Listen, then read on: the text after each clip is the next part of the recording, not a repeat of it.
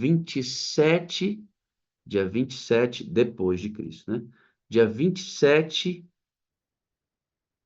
no ano 27, Cristo é batizado, já da nossa era.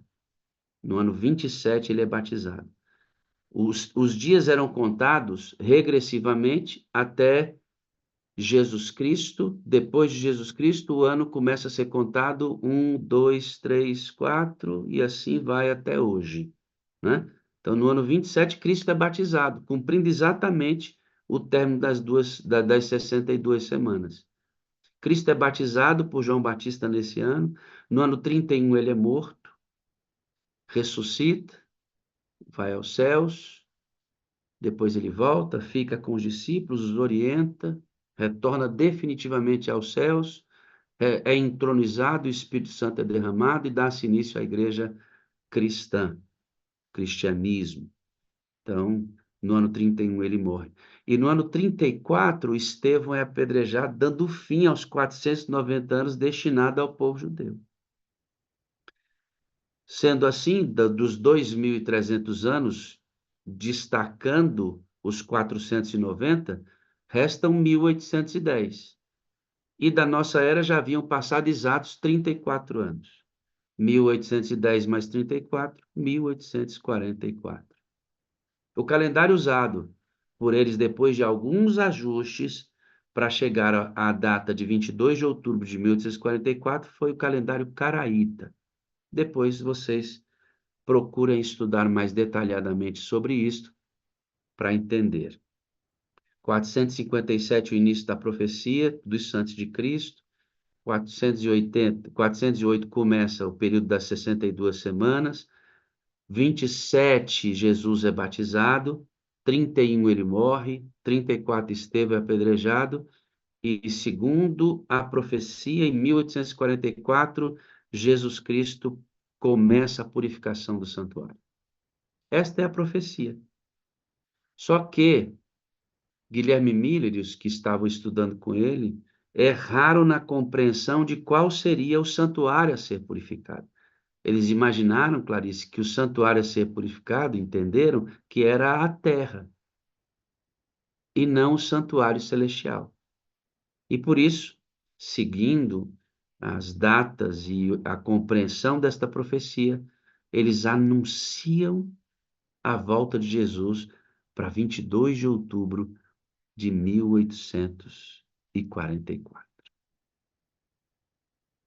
E aí, só para você ter ideia, a dimensão do que aconteceu aqui, os Estados Unidos, na época, queridos, tinha 17 milhões de habitantes. Quase duas São Paulo. São Paulo tem 11 milhões ou 12 milhões de habitantes. Lourdinha, nos Estados Unidos, tinha só 17 milhões de habitantes.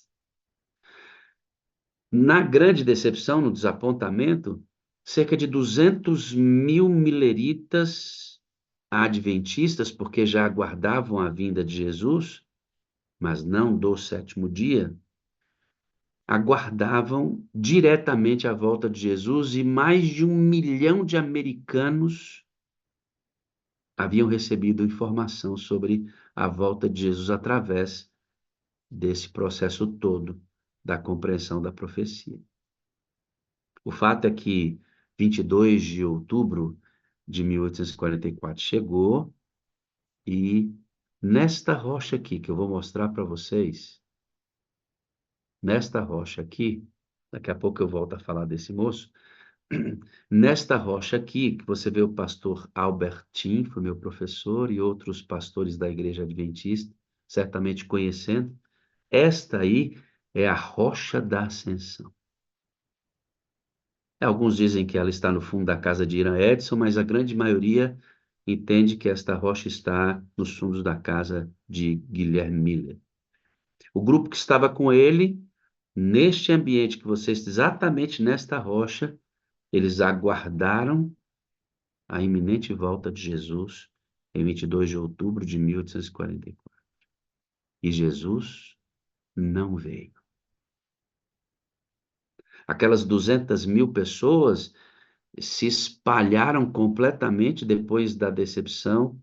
Ira Edson vai dizer que eles choraram A noite toda, a madrugada toda, eles choraram amargamente, porque Jesus não havia voltado e aquilo era muito doce, né?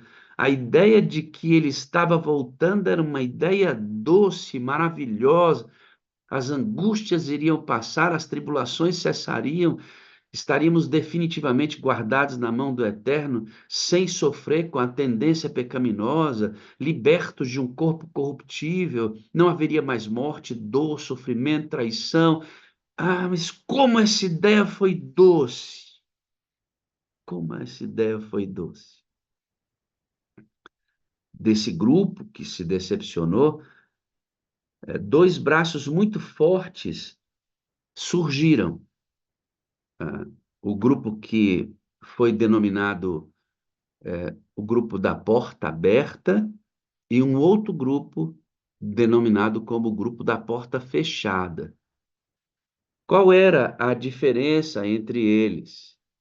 É que o grupo da porta aberta entendia que novas datas deveriam ser marcadas e esse evangelho deveria continuar sendo pregado para todo mundo. Esse era o pessoal da porta aberta. Mas o pessoal da porta fechada entendia que este evangelho deveria continuar sendo pregado apenas para aqueles que tiveram acesso ao conteúdo de Guilherme Miller e que eles deveriam entender por que Jesus não veio. E esse pequeno grupo da porta fechada, que tinha essa compreensão restrita a respeito da pregação do evangelho, eles se debruçaram sobre o estudo até que eles compreenderam, com a ajuda de Deus, aonde eles tinham errado. E nesse meio todo estavam os pioneiros da igreja adventista do sétimo dia. Ginevaldo, nós vamos caminhar um pouquinho na história deles agora, para você compreender a origem e como homens e mulheres se entregaram tanto ao que você tem hoje bem mastigadinho, tá bom? Ellen White, você já ouviu muito esse nome.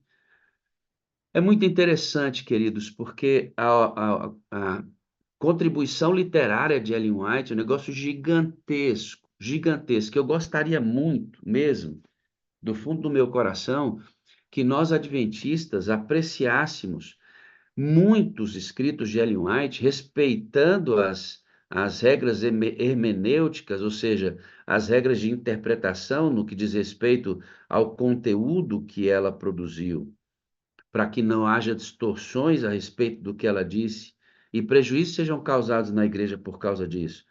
Mas é um conteúdo literário extraordinário e que, como pastor adventista, eu percebo que nós, infelizmente, digo nós, uma boa quantidade de membros adventistas não dão a importância adequada que deveria ter a mensagem produzida por essa, aqui o rosto já de uma jovem senhora, mas que foi chamada ainda muito jovem para o ministério profético. Me aguardem um momentinho só, já volto.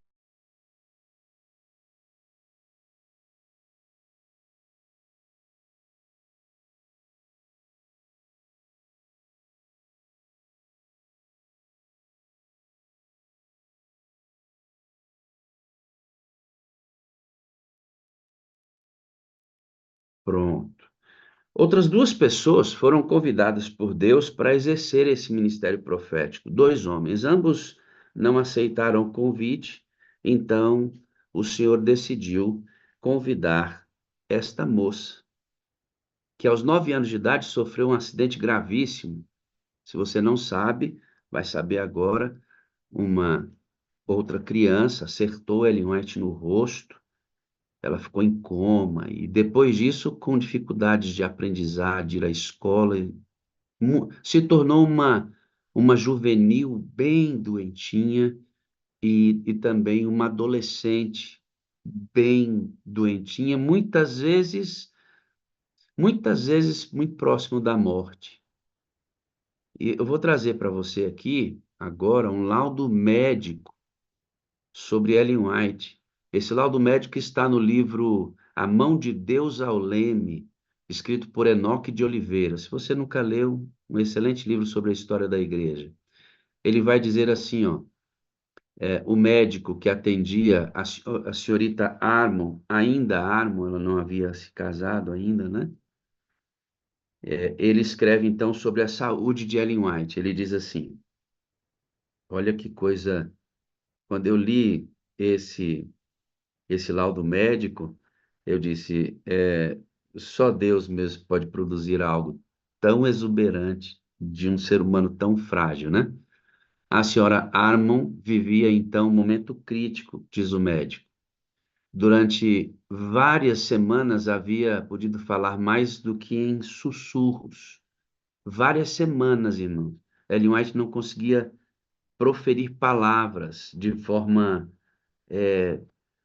audível, forte. Um médico lhe havia diagnosticado vítima de uma tuberculose. Declarou estar o seu pulmão direito deteriorado e o esquerdo consideravelmente enfermo. Sofria também do coração. O médico cria que ela poderia morrer a qualquer momento. Estando deitada, respirava com grande dificuldade. À noite, obtinha repouso somente quando se punha em posição semi-sentada. Os frequentes ataques de tosse e hemorragia lhe haviam minado a resistência física. A mão de Deus ao leme. Essa era a condição de Ellen White nesse período do desapontamento, um período que ela é chamada para ser profetisa.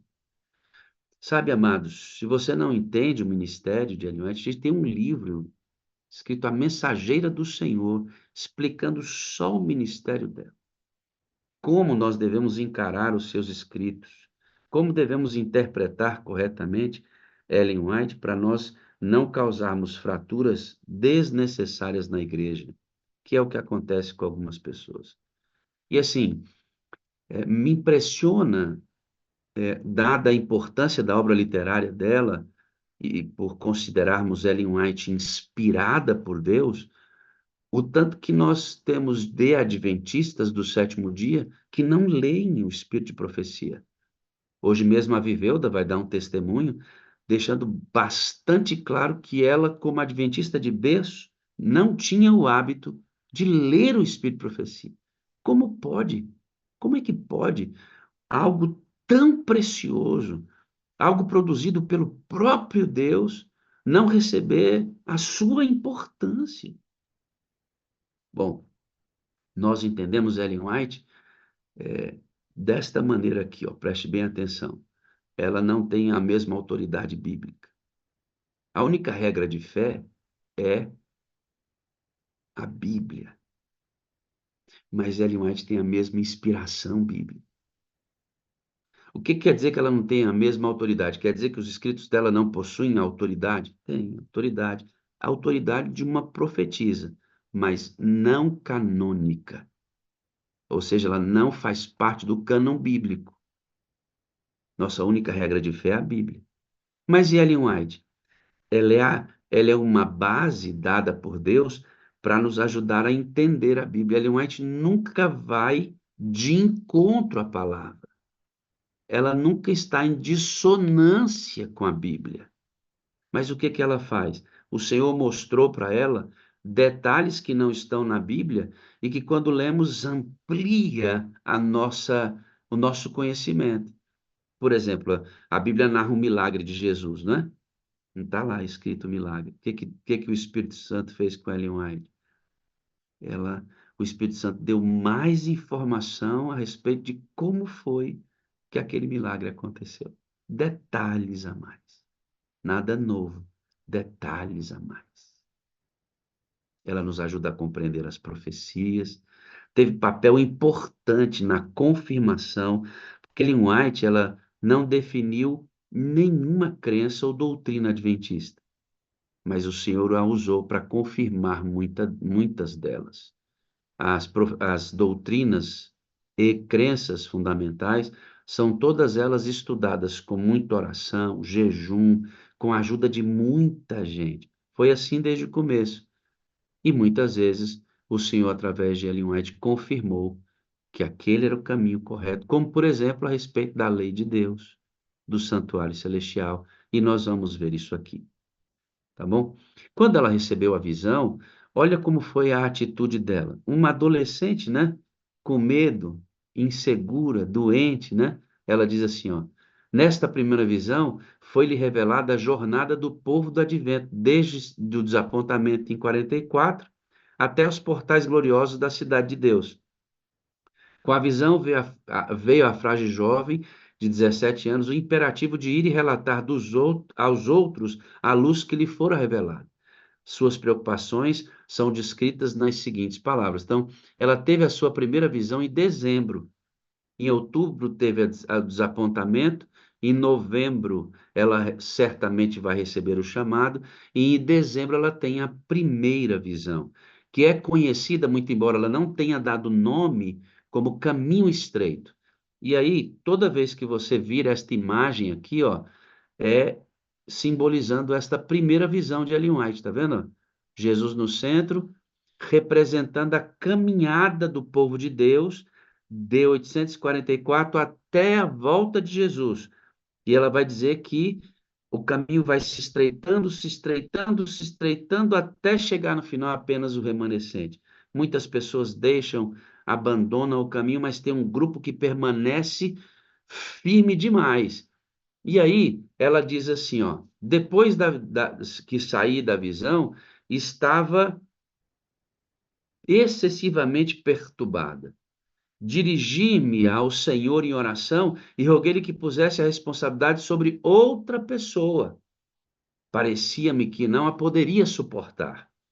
Fiquei sobre o meu rosto por longo tempo, e toda a luz que pude obter foi: dá a conhecer aos outros o que eu revelei a você.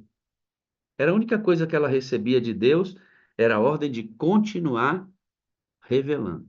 E foi assim que Deus a susteve por muitos anos da sua vida, ajudando a igreja a crescer, e não foi uma tarefa fácil, né?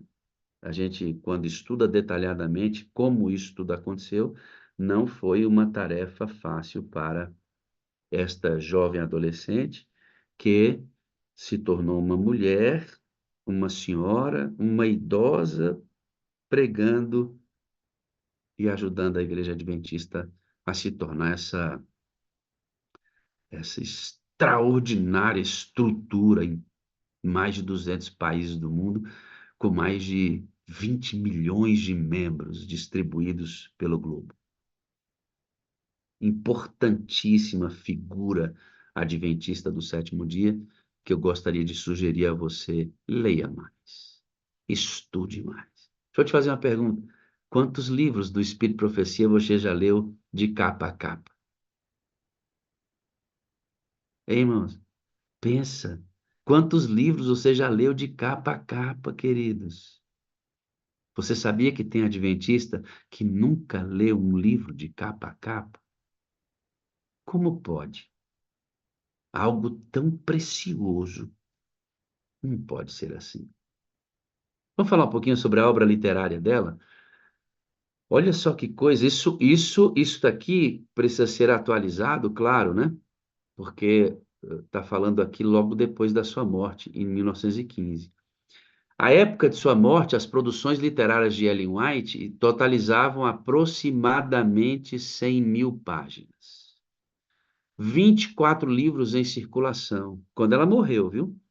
Dois manuscritos de livros prontos para publicação, 5 mil artigos em periódicos da igreja, mais de 200 tratados e panfletos, aproximadamente 35 mil páginas datilografadas de documentos e cartas manuscritas, 2 mil cartas escritas à mão e diários, que resultaram, quando copiados, em outras 15 mil páginas datilografadas. As compilações do escrito de Ellen White, feitas após a sua morte, totalizam um número de livros em circulação de mais de 130, hoje mais de 140 livros. O que é uma compilação? A igreja mantém todos os escritos de Ellen White preservados. E uma junta, um grupo de pessoas, reúne passagens correspondentes sobre temas e as reúne em livros, para que quando você for ler, você não precisa ler tudo que está escrito lá em Ellen White para achar aqueles textos. Eles já estão separados em livros. Isto é uma compilação. E nós já temos mais de 140. A Val está mostrando um dos livros ali. Deixa eu ver que livro é, Valzinho. Oração, tá vendo? É uma compilação. Ela não escreveu esse livro, mas ela escreveu sobre oração. E aí, quem detém os escritos vai lá e pega tudo ou parte do que ela escreveu sobre oração, sistematiza num livro para você já ler tudo preparadinho. E a gente não lê. Como pode, né? Não. Se interesse pelo Espírito de Profecia, viu? É a luz menor, foi o dom dado por Deus a esta jovenzinha doente, que se tornou forte para continuar fazendo a obra dela, tá bom? Então, conselho, por favor, leia, leia, interprete corretamente, estude como é que a gente interpreta tanto a Bíblia como o Espírito de Profecia, mas mergulha nesse conteúdo que é maravilhoso. Algumas coisas sobre Ellen White tem muito mais, apenas para você entender. Já já eu volto na profecia. Lembra que era muito doce a ideia, muito doce. Jesus voltava, estaria voltando em 22 de outubro de 1844. Que coisa maravilhosa, que coisa doce. Aí houve o desapontamento. O que que significa esse desapontamento? Vamos esclarecer bem isso. Ellen White faleceu em 16 de julho de 1915. Olha só, aos 80, aquela jovenzinha quase morta, durou muito, ó, 87 anos de idade, ela morreu em sua casa de repouso em Elms Haven, em Santa Helena, na Califórnia. Um pouquinho de Ellen White para você. Agora, um pouco mais rápido sobre outros pioneiros. Esse é Tiago White, esposo de Ellen White. Ele liderou o desenvolvimento das obras editorial, educacional e médica da igreja. Foi o primeiro editor de várias revistas. Foi por 3 vezes presidente da igreja, em períodos diferentes. Ele morreu bem doentinho, em 6 de agosto de 1881. Morre aos 60 anos de idade, debilitado pelo exaustivo trabalho em prol do avanço do Evangelho de Cristo. Queridos, ele morreu com dificuldades mentais. Ellen White disse que, por muitas vezes, muito doente, ele parecia uma criança, de tanto trabalhar pela igreja, de se entregar. Eu queria que você entendesse uma coisa, olha bem para mim aqui, amado, dessa igreja que você faz parte, a Igreja Adventista do Sétimo Dia, é uma igreja levantada por Deus, profeticamente, com um propósito específico. A Igreja Adventista, ela não prega o evangelho, ela prega o evangelho eterno. O que que significa isso? Pregar o evangelho significa que Cristo morreu por mim, que Cristo é meu Salvador, que Ele me ama, que Ele nunca vai desistir de mim, que Ele é um pastor incansável, que só vai se perder quem negá-lo, que somos salvos unicamente pela graça, é um dom de Deus, não vem de vós para que ninguém se glorie, que Jesus, isto é o Evangelho, Evangelho, boas notícias, Cristo morreu por mim e eu sou salvo aceitando o sacrifício dele. Só que esse mesmo Evangelho diz que vai haver um juízo e que esse juízo deve ser proclamado e o mundo deve ser alertado a respeito desse juízo iminente. E quando ele começou, quando ele vai terminar, a igreja é levantada exatamente com esse propósito. Além de restaurar as feridas provocadas na lei de Deus na Idade Média. Lembra que surgiria um poder que alteraria a lei de Deus? E você, da Igreja Católica, vai compreender se você procurar alguém próximo à sua casa, que é um adventista, que saiba te explicar de forma detalhada. Foi a Igreja Católica Apostólica Romana que alterou a lei de Deus. Está lá no Catecismo. O primeiro mandamento, a redação foi alterada. O segundo mandamento, que proíbe a adoração de imagens, foi arrancada dos mandamentos de Deus. O sábado foi trocado pelo domingo. E os últimos dois, o último mandamento foi dividido em dois, já que um tinha sido retirado e tinha que ter 10 mandamentos.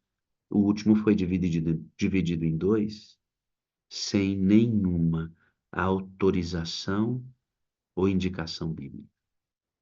Então, a Igreja Adventista, ela surge para pregar o Evangelho de forma completa, anunciando o amor de Deus e seu juízo iminente, além de provocar a restauração da veracidade, imutabilidade da lei de Deus. Você não faz parte de qualquer igreja. A sua igreja não surgiu porque duas pessoas não se entenderam no seio da igreja e um saiu e fundou uma outra igreja. Não foi assim. Em nenhuma das igrejas adventistas você vai ver escrito assim, ó, Igreja do Pastor Wagner. Não. Esta igreja não é de nenhum pastor a não ser do pastor Jesus Cristo. Deus separa homens especiais, competentes, tementes a Deus, para liderar essa estrutura representando o próprio Deus. Sim, Deus usa homens, sempre foi assim. Mas essa igreja é dele. Por isso eu sou adventista do sétimo dia, por compreender algo tão precioso como isso.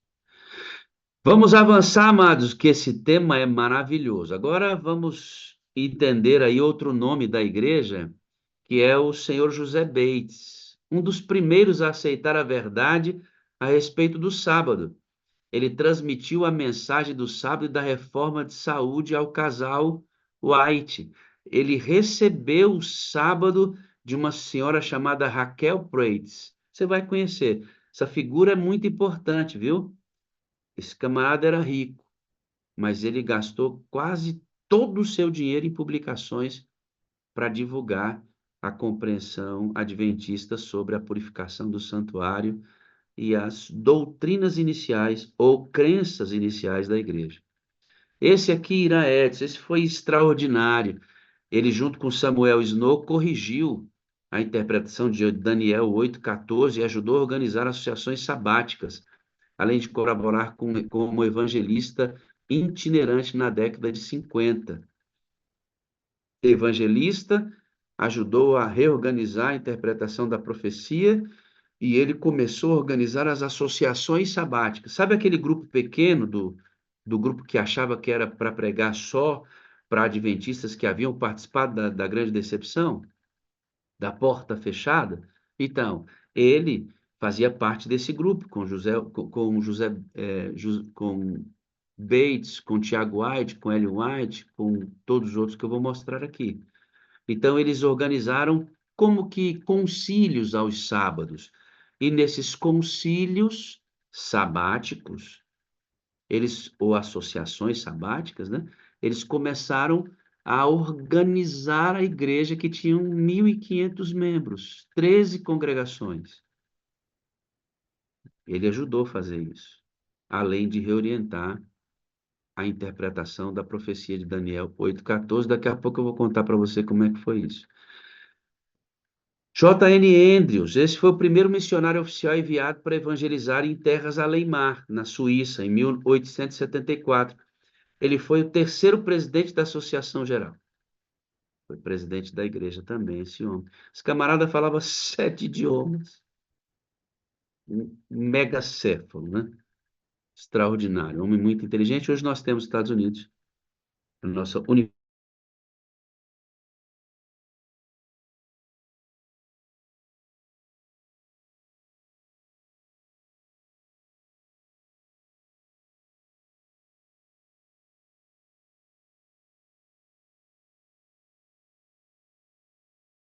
foi a senhorita, ou a senhora Raquel Preston. Ela foi considerada responsável para trazer o sabatismo, né? Ou a guarda do sábado para a Igreja Adventista do Sétimo Dia. Ela era batista do Sétimo Dia. E ao ela ouvir Frederick Wheeler pregando sobre os mandamentos, ela questionou por que que ele não havia falado sobre o sábado. E ensinou o sábado para ele, assim como também para José Bates. José Bates trouxe o sábado para Ellen White e para o esposo, e logo depois o senhor toma Ellen White em visão e a leva, queridos, para dentro do santuário, Viveuda. Para dentro do santuário. E dentro do santuário, o Senhor mostra a lei de Deus a Ellen White, que brilhava, Antonieta. E nesta lei que o Senhor mostra para Ellen White dentro do santuário, o quarto mandamento brilhava mais que todos os outros, confirmando exatamente a veracidade da lei de Deus, o sábado como dia de guarda. A partir daí, eles começam a guardar o sábado por influência dessa senhora. John Byton, ele se converte ao Adventismo e tornou-se um grande pregador da verdade. Ele fundou várias igrejas. Foi o primeiro presidente da Associação Geral. Esse aqui, ó, hoje o Ayrton Keeler não é presidente? Então, esse aqui foi o primeiro presidente da igreja. Olha que coisa extraordinária. A igreja, então, foi fundada em 1863. Hoje nós comemoramos aniversários do desapontamento, tá certo? Do desapontamento que origina através desse grupo pequeno a Igreja Adventista do Sétimo Dia. Mas a igreja, de fato, é fundada anos depois, em 1863, onde trabalhou por 2 mandatos como presidente, contribuindo significativamente para o crescimento da igreja. John Byton. Esse aqui é uma outra figura importantíssima, Uri Smith. Foi um dos obreiros mais versáteis da igreja. Esse cara era tão inteligente, irmãos, tão inteligente esse ser humano aqui, que após amputar a perna, ele criou uma prótese inovadora. Não existia prótese. Ele criou uma. Você vê para entender o tamanho da capacidade desse homem. Atuou como editor da revista Review Herald e foi o primeiro secretário da Associação Geral. Então, John Byton foi o primeiro presidente e Uri Smith foi o primeiro secretário da associação, cargo ocupado antes, recentemente, pelo próprio Ayrton Keeler. Ele era secretário da nossa Associação Geral e este ano foi eleito presidente da Associação Geral. Isso tudo em 1863. Está vendo? O primeiro secretário da igreja. As primeiras pautas da igreja adventista foram formuladas por esse senhor aí. Depois, você vai ver o Goodall Hepper Bell. Ele foi o primeiro professor da escola em Battle Creek, em 72. Aí a igreja já havia sido instituída, já tinha um nome. Considerado um dos maiores educadores adventistas e principal responsável pelo início do sistema educacional da igreja. Então, esse homem foi usado por Deus para você. Opa, peraí, que eu não compartilhei isso, né? Aí você não vai ver o bichinho. Não dá. Pronto. Vocês viram o anterior? Agora fiquei em dúvida. Deixa eu mostrar para você o anterior aqui. Só um minutinho. Bom, deixa eu só organizar. Vocês viram o que eu mostrei? Deixa eu ver, porque eu acabei não me detendo. Vocês viram John Byton? Viram? Faz para mim se viram John Byton? Não? Então deixa eu mostrar o servinho, porque senão não tem graça, né? Então esse aqui foi o primeiro. Ó. Esse foi John Byton, que foi o primeiro presidente da Associação Geral, tá? A igreja foi formada, então, em 1863. Depois, você tem aí o Uri Mitford, foi o nosso primeiro secretário. Esse que criou a prótese para ele depois de amputar a perna. Tá certo? Que eu não estava mostrando para vocês, aí não dá, né? E esse aí que é o Goodall Hepper Bell. Ele foi o primeiro professor da escola em Battle Creek em 72, considerado um dos maiores educadores adventistas e principal responsável pelo início do sistema educacional da igreja. Então, essa rede de escola que nós temos, ele foi o primeiro a organizar a necessidade de ter uma educação adventista. Stephen Haskell, esse foi evangelista e administrador que impulsionou a obra em Londres e Austrália. Enquanto Andrews foi para a Suíça, esse homem impulsiona a obra em Londres e também na Austrália, a igreja começando a estender os braços sobre outras nações, como foi exatamente predito que seria. Participou da fundação das universidades Andrew e também em Avondale e da faculdade em Maidstone. Conduziu uma pesquisa de campo global por 10 anos para identificar locais para a missão adventista, né?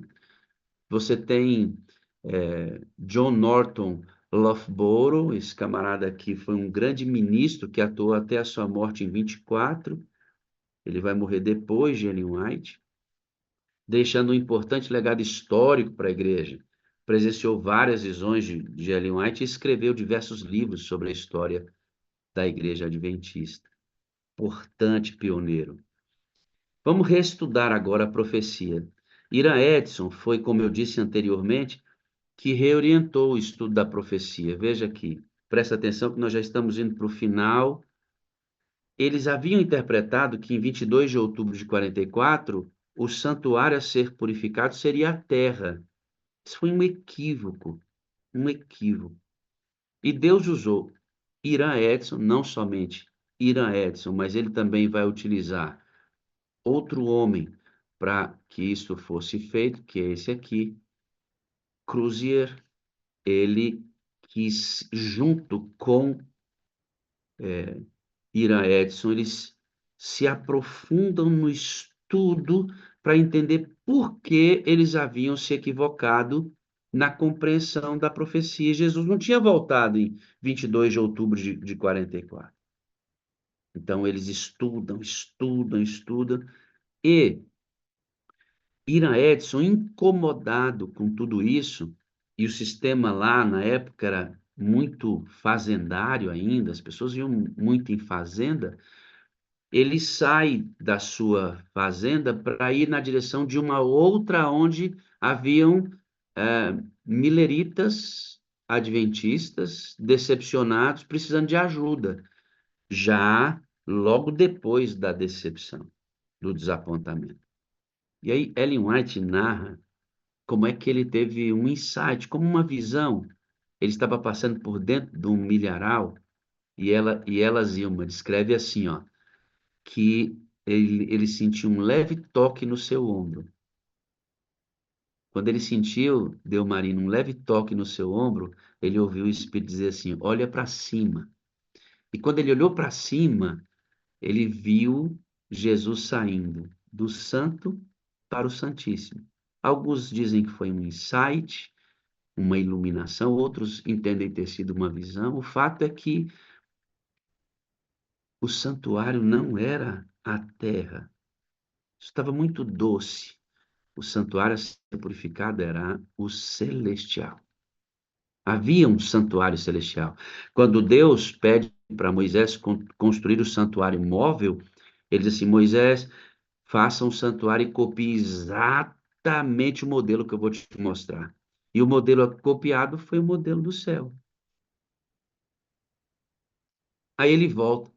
Eles se organizam e começam a estudar e escrever sobre. E assim a profecia é reorientada. E surge a nossa crença fundamental a respeito do santuário celestial, juízo investigativo e purificação do santuário. Exatamente dessa maneira. E esses dois homens são muito importantes. Cruzier e Irã Edson. Muito importantes no recondicionamento da profecia de Daniel 8,14. Olha o que Ellen White vai falar sobre esse santuário celestial, que eles entenderam que começou a purificação, então, em 1844. 44, quando Jesus sai do santo para o santíssimo no santuário celestial, dando início à primeira fase das 3 fases do juízo, que é o juízo investigativo. Depois o milênio confirma esse juízo e a volta de Jerusalém com a noiva executa esse juízo, dando fim a Satanás, os ímpios que não se separaram do pecado, purificando o planeta e fundando a nova terra.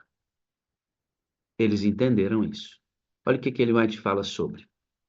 Quando se estava procedendo a esse estudo da reorientação da profecia, e antes de ser publicado o trabalho desse exaustivo estudo, longe no oriente do estado do Maine, foi dada uma visão a Ellen Armour, na qual foi revelada a transferência do ministério de Cristo, do lugar santo para o lugar santíssimo, no final dos 2.300 dias ou anos proféticos. O registro dessa visão encontra-se em Primeiros Escritos, na página 54 e 56. Então, aqui ficou claro para todo mundo que Jesus havia iniciado o juízo. Vamos voltar lá vamos ler Daniel, Apocalipse, vamos ler Apocalipse capítulo 10, no versículo 10 e 11. Aqui está o registro do surgimento da igreja, né? Essa decepção aqui, ó. Peguei o livrinho da mão do anjo e o comi.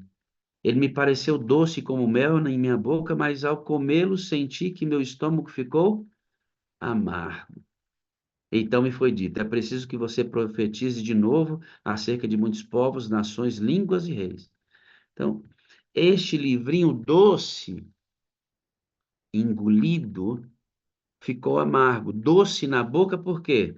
A compreensão da volta de Jesus. E continua sendo uma doce compreensão, mas ela se tornou amarga porque houve uma interpretação equivocada de que o santuário a ser purificado era a terra, ao invés de o santuário celestial.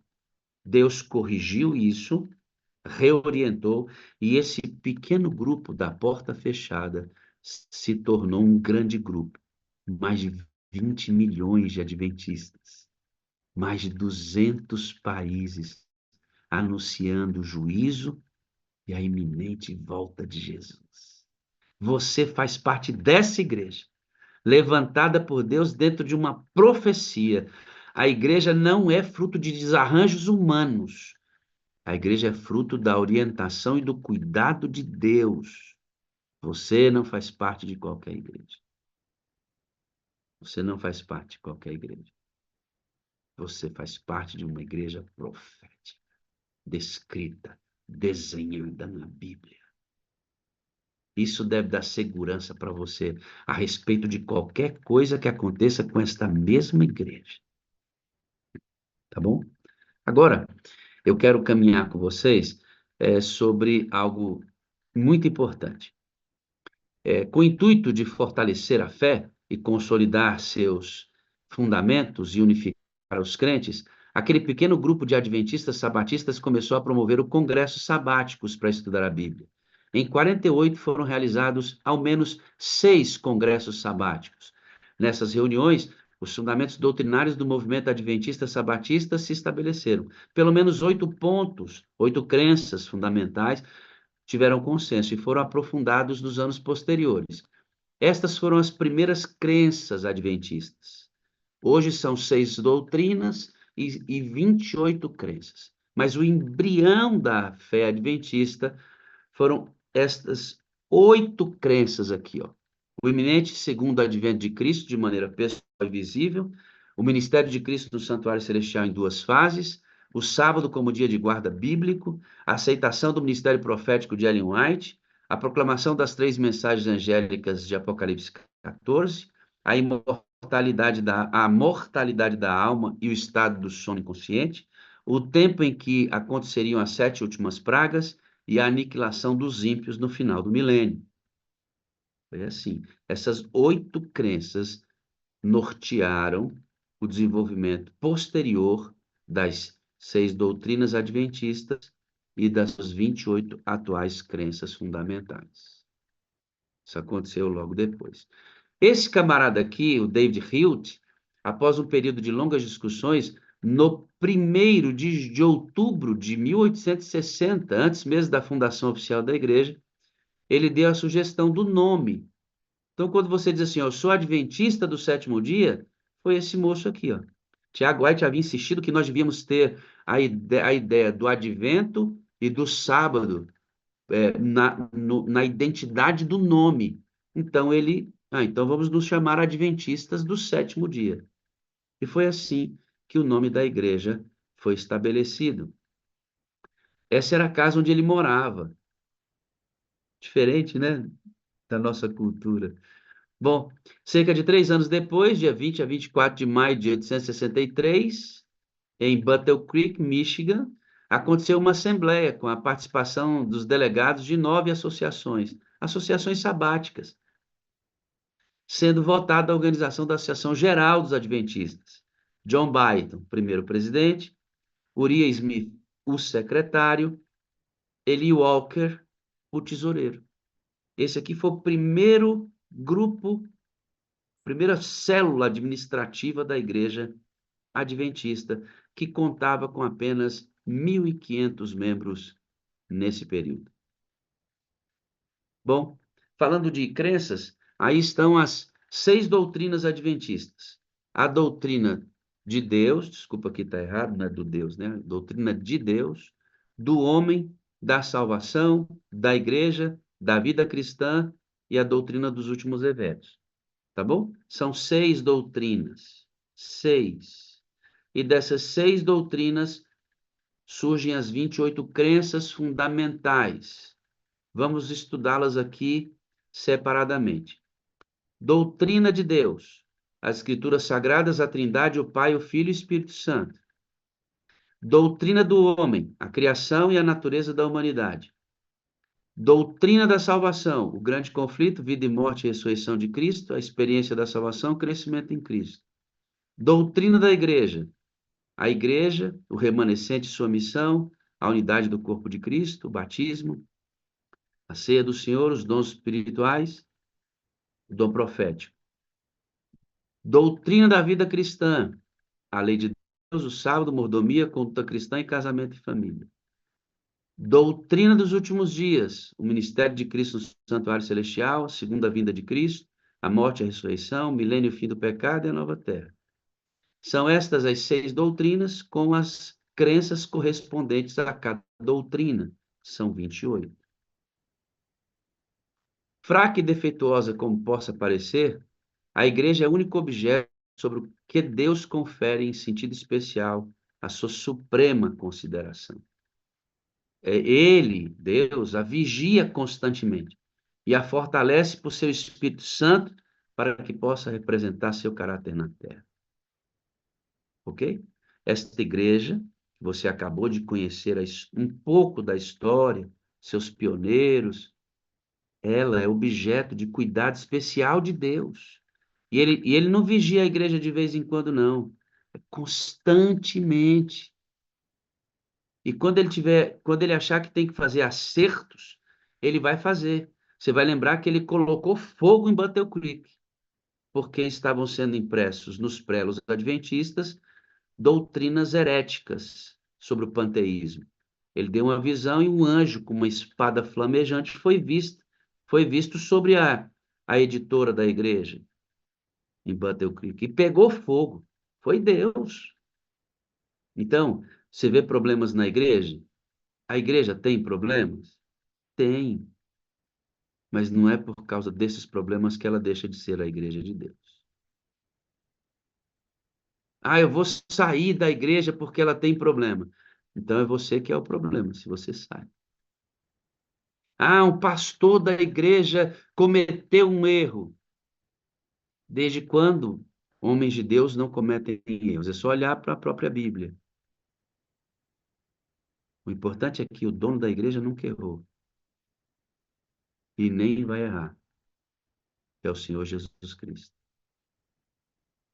Claro, nós não estamos com isso apoiando erros ou passando pano quente em erros. A igreja sempre cuida disso com muita seriedade. Mas, fraca e defeituosa defeituosa como possa parecer, como quase prestes a cair, esta igreja tem a atenção especial do Senhor. Devemos identificar possíveis lugares que a gente tenha que crescer. Devemos chamar a igreja a esse crescimento. Devemos corrigir aquilo que está errado. Sim, mas sempre no Espírito de Cristo, no lugar certo, na hora certa. Mesmo quando duro, com amor, com cuidado, lembrando que esta igreja, ela tem o cuidado de Deus.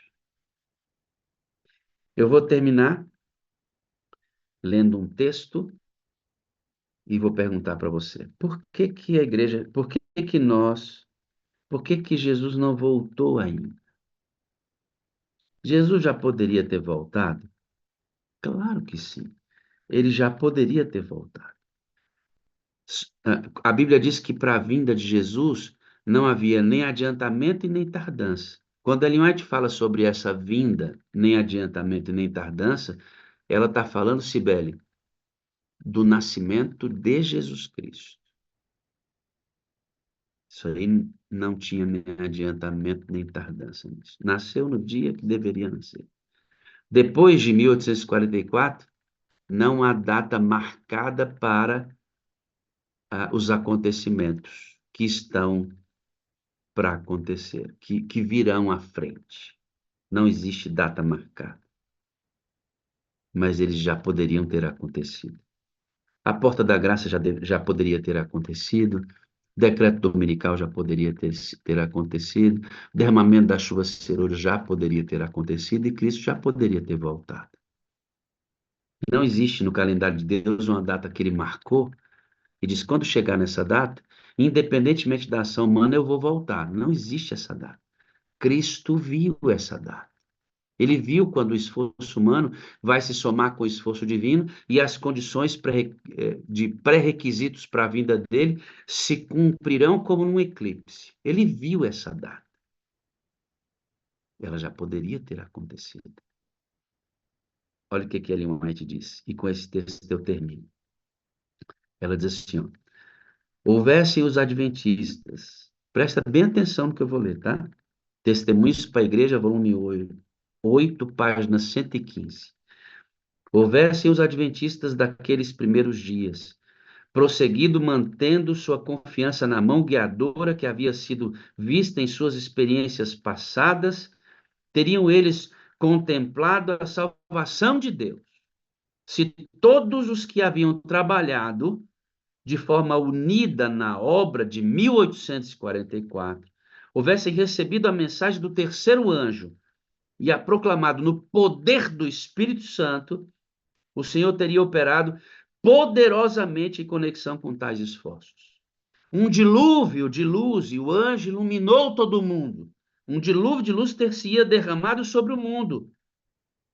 Há muitos anos, escute o que está escrito aqui, irmãos. Há muitos anos os habitantes da terra haveriam sido advertidos. O encerramento da obra completado. E Cristo já teria voltado para a redenção do seu povo. Quem é que impede a volta de Jesus? Nós mesmos. Porque acreditamos que ela está marcada numa data, no calendário de Deus, e esse tipo de espera, achando que tem uma data marcada, tira de nós o senso de urgência, o fervor, o clamor, já que tem uma data, para que clamar hoje? Se eu clamar e clamar, a data marcada não vai deixar as coisas acontecerem. Não é assim. Se Jesus já poderia ter voltado em 44, se o povo tivesse cheio do Espírito Santo, de novo, quando o povo for cheio do Espírito Santo e pregar de novo a palavra com poder, Jesus volta. Então, o que falta para Jesus voltar? Nós temos que parar de distrações e ir para onde nós nunca deveríamos ter deixado. Uma igreja funcionando no Espírito. Quando voltarmos a atenção para essa necessidade, de novo, temos o poder do Espírito Santo atuando poderosamente, Cristo volta. Ou você acha que ele está enrolado no céu com alguns livrinhos? Claro que eu estou diminuindo isso aqui para você entender. É uma obra gigantesca, né? Mas é porque, comparado a quem Deus é, uma biblioteca de livros de crentes durante toda. Isso não é nada para ele. Não é nada para ele. Falta o povo de Deus clamar pelo Espírito. Falta o povo de Deus voltar para a promessa. Falta o povo de Deus acreditar nisso. Falta o povo de Deus crer nisso novamente. Ontem, conversando com o ancião da igreja, eu disse isso aqui para ele. Olha o que eu disse aqui. É essencial, texto de profecia, é essencial que o cristão adventista compreenda o significado da promessa do Espírito Santo pouco antes da vinda do nosso Senhor Jesus Cristo. Se o povo precisa conhecer sobre a promessa, é porque são ignorantes com relação a isso. Aí ela disse: falai sobre essa promessa, orai por ela, pregai a seu respeito, pois o Senhor está mais disposto a conceder o Espírito Santo do que os pais a dar boas dádivas aos vossos filhos. E eu disse: aqui estão os motivos desta ignorância letal. Não falamos, não oramos e não pregamos sobre ele. Aí eu disse assim: decidi morrer pregando, mesmo se ele não voltar em minha geração. Porque é disso que nós precisamos para Jesus voltar. Eu sou adventista do sétimo dia. Sou muito feliz por isso. Espero que você entenda o tamanho desse chamado e viva a altura de quem fundou essa igreja. Que o Senhor nos abençoe, amém? Claro que isso aqui é só um pouquinho, ó, demorou, né? Só um pouco para você ter ideia. Vamos orar, amados. Pai bondoso, eterno Deus, me, me alegro ao ver como a sua mão está ao leme. Esta igreja frágil, como possa parecer, tem um cuidado especial, Senhor. E o Senhor a conduzirá como prometeu. Agora precisamos do Espírito Santo. O Senhor já poderia ter voltado. Se aquele grupo se mantivesse firme, o Senhor já teria voltado. Por favor, conceda-nos o teu Espírito para que o Senhor volte. Que nós, adventistas, despertemos para isso. Essa é a função da sala. O propósito desse lugar é mostrar a urgência desse despertamento. Primeiro na minha vida, que busco isso todos os dias, e na vida de todos que entram aqui, e de toda a nossa igreja. Todo ancião, toda anciã, toda diaconisa, diácono, líder de departamento, todo presidente de união, de associação, divisão, nosso presidente da igreja mundial, no ano que vem, em fevereiro, talvez ele pregue aqui, nós estamos tentando acertar uma data. Deus, reaviva a tua igreja com a presença do Espírito, para que a gente cumpra a pregação do Evangelho a toda nação, tribo, língua e povo, como predito em Daniel, em Apocalipse 10, verso 11. Que esta mensagem fique conosco o resto do dia, nossa vida, e que nós a escavemos ainda mais para entendê-la detalhadamente. Em nome de Jesus. Amém, amém e amém.